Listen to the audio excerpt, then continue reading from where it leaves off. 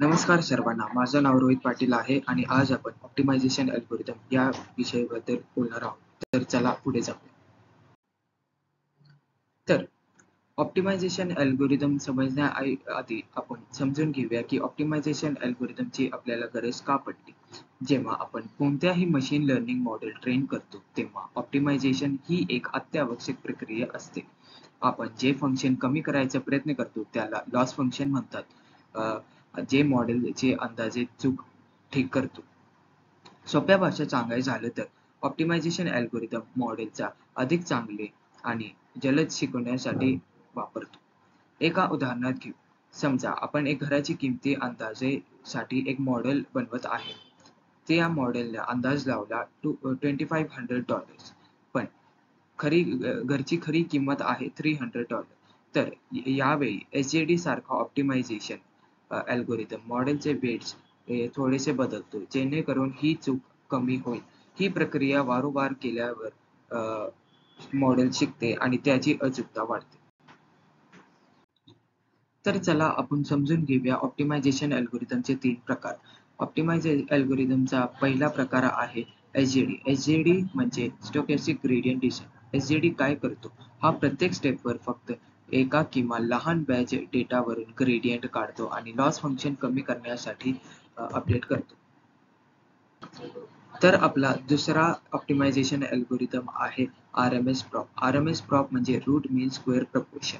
तर रूट मीन square proportion पुढचा algorithm आहे.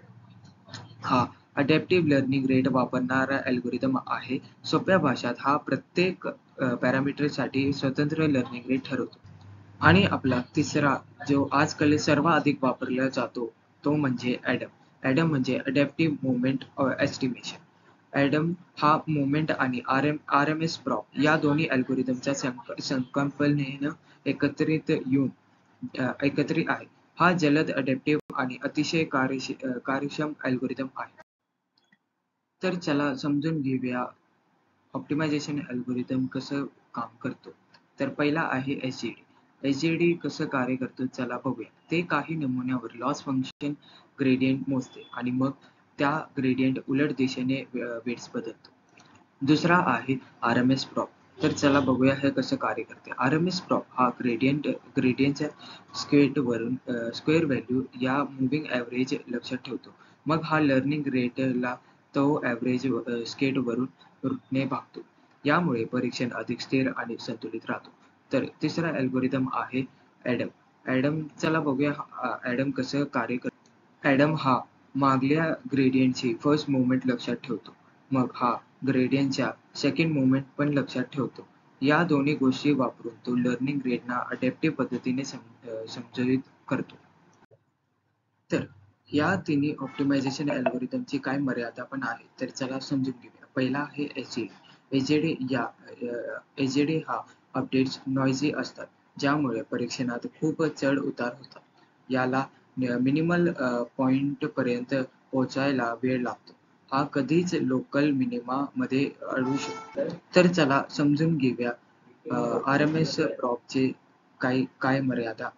आर-एम-एस प्रॉप हा कधीच खूप लवकर स्थिर होतो.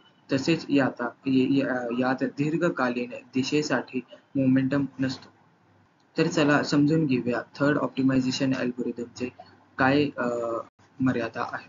तर आपला तिसरा ऑप्टिमायझेशन अल्गोरिदम आहे ॲडम. ॲडम हा कधी-कधी सब ऑप्टिमल मिनिमावर स्थिर होतो आणि एच-जी-डी तुलनेत याचे थेरटिकल कन्व्हर्जन्स थोडे कमी असतात. तर ह्याचा सारांश असा आहे की ऑप्टिमायझेशन अल्गोरिदम हे मशीन लर्निंग परीक्षणात गाभा आहे. ते लॉस कमी करण्या आणि वेट्स कार्यक्षमतेने अपडेट करून अचूकता सुधारण्यास मदत करतात. मोठ्या डेटासेट एच-जी-डी ही सर्वात सोपी आणि जलद पद्धत आहे, परंतु ही ऑसिलेट अस्थिर होऊ शकते आणि त्यासाठी लर्निंग रेट ट्यूनिंग ची आवश्यकता असते. आर-एम-एस प्रॉप हा एच-जी-डीपेक्षा अडॅप्टिव्ह लर्निंग रेट सह सुधारतो, ज्यामुळे परीक्षण स्थिर होतं आणि विशेषतः आर-एन-एस किंवा नॉन-स्टेशनरी ॲडम हा मोमेंटम आणि आर-एम-एस प्रॉपची ताकद एकत्र करतो, ज्यामुळे ती त्याची वेग, स्पीड, अडॅप्टिबिलिटी आणि विशेषमुळे सर्वात जास्त वापरला जाणारा ऑप्टिमायझेशन बनला आहे. प्रत्येक अल्गोरिदमचे स्वतः काही फायदे आणि तोटे आहेत. तर चला बघूया. एचडीडी सोपा आहे पण हळू आहे. आरएमएस प्रॉप अडॅप्टिव्ह आहे पण पॅरामीटर संवेदनशील आहे.